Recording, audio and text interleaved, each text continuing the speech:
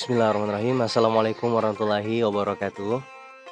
Tak terasa, bentar lagi kita akan memasuki bulan suci Ramadan, di mana mungkin di antara kita ada yang bertugas jadi imam tarwih, ataupun mungkin keluar ceramah ya. Dan insya Allah pada video kali ini saya akan membagikan beberapa tips agar kita menjadi imam tarwih yang disukai oleh jamaah.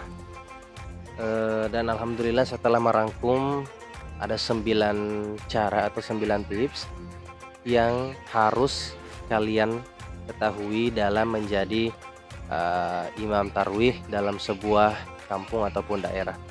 Jadi langsung saja tanpa berlama-lama, ini dia tips-tipsnya.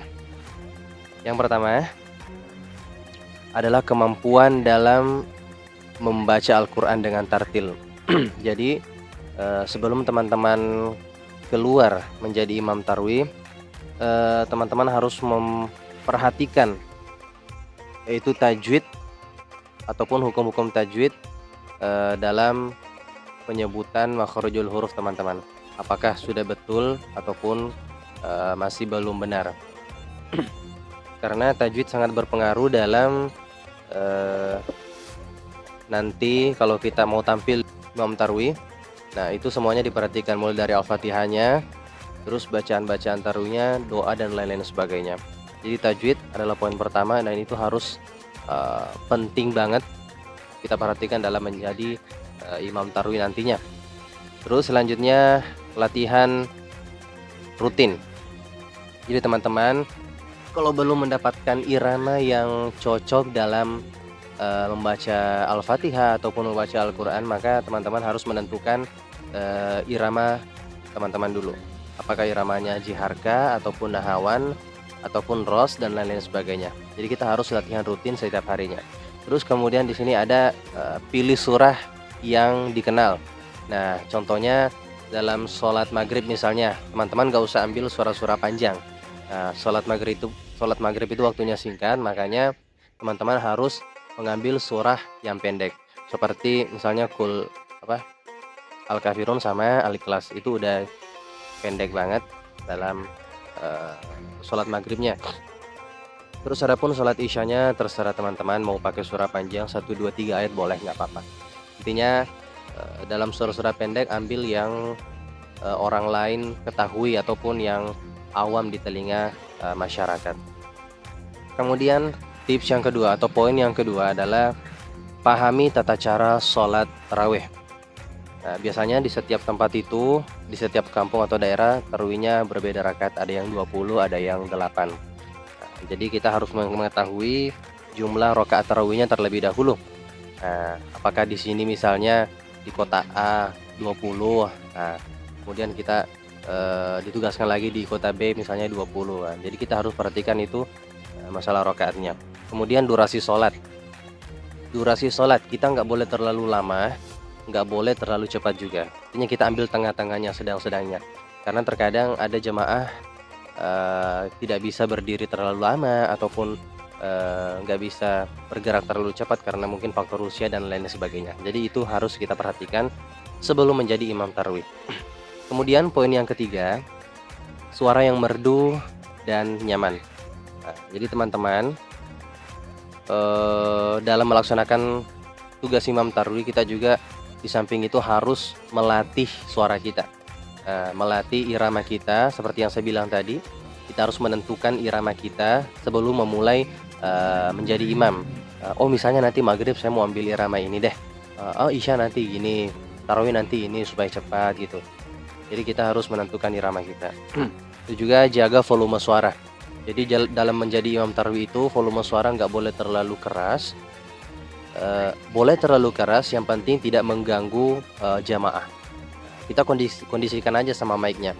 Kalau mic-nya terlalu dekat, nah kita jaga jarak sama mulut sama mic yang ada di masjid itu. Jadi volume kita harus dikontrol dalam menjadi imam nantinya. Kemudian poin yang keempat teman-teman, sikap yang baik dan ramah. Nah ini juga paling penting dalam bertugas menjadi imam tarwih. Kita harus menunjukkan kerendahan hati kita kepada masyarakat. Misalnya nih, kita ketemu salah satu masyarakat, kita sapa duluan, senyum. Nah, itu poin yang paling penting.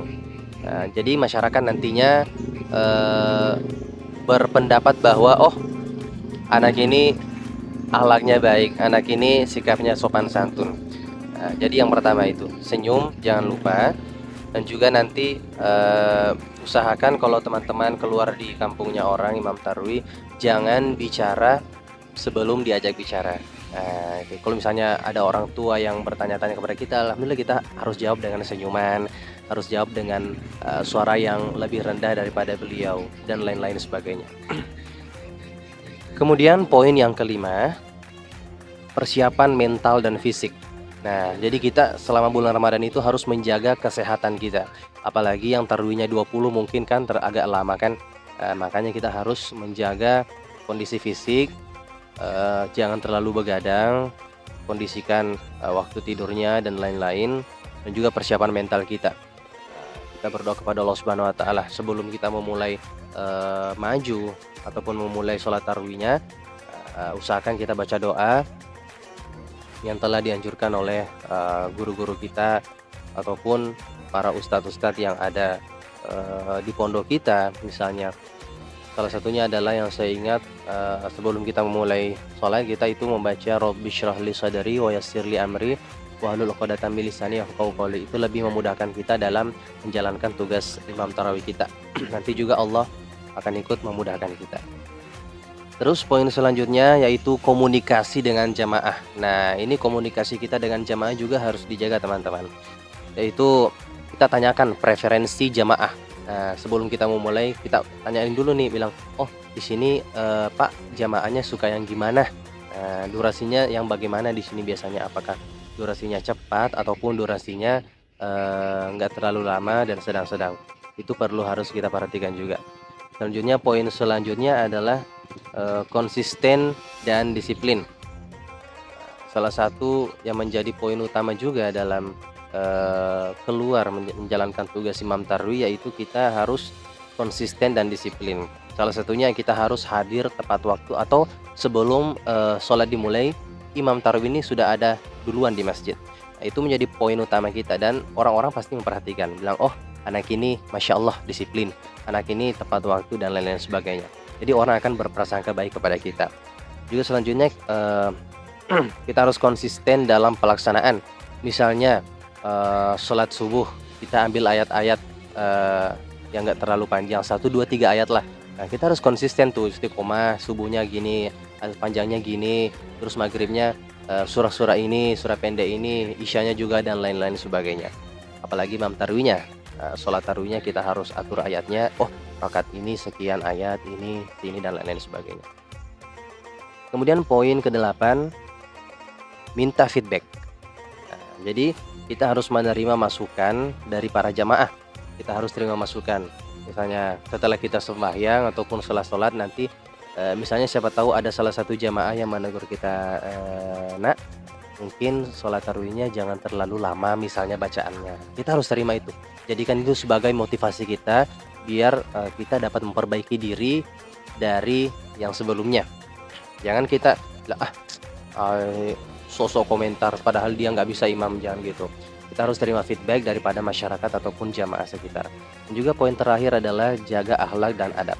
Nah, ini juga yang paling utama dalam menjalankan tugas imam tarwih. Akhlak dan adab itu harus dijaga. Misalnya kita harus menjaga akhlak. Kalau lewat di kerumunan kita biasakan tabe gitu. Dan juga dalam menjalankan imam tarwih usahakan kita selalu memakai pakaian yang sopan seperti jubah misalnya ataupun baju kokoh lengan panjang. Jangan biasakan menjadi imam tarwih dengan baju lengan pendek. Itu tidak baik. Mungkin bagusnya baju kokoh lengan panjang dan juga sarung atau jubah dan lain-lain sebagainya. Dan juga dalam menjalankan tugas usahakan peci kita tidak dikemana-manakan, usahakan tetap rapat di kepala. Kemudian hindari sikap yang tak pantas. Jadi teman-teman selama keluar menjalankan tugas di kampung orang, jangan bersikap seolah-olah kita ini ada di rumah kita, tidak. Di mana bumi diinjak, di situ langit dijunjung. Makanya teman-teman harus menjaga sikap, apalagi yang mungkin tinggal di rumah warga ataupun di lingkungan masjid. Kita harus menjaga itu, menjaga sikap kita, menjaga akhlak kita, bagaimana kita bertutur sapa, misalnya sama orang tua ataupun yang lebih muda daripada kita dan lain-lain sebagainya. Oke teman-teman, cukup sekian dari saya, semoga bermanfaat untuk kalian semua. Dan juga untuk teman-teman yang bertugas pada bulan Ramadan ini, semoga dimudahkan selalu dan juga dilancarkan segala urusannya. Terima kasih sudah nonton, jangan lupa komen, like, dan share. Wassalamualaikum warahmatullahi wabarakatuh.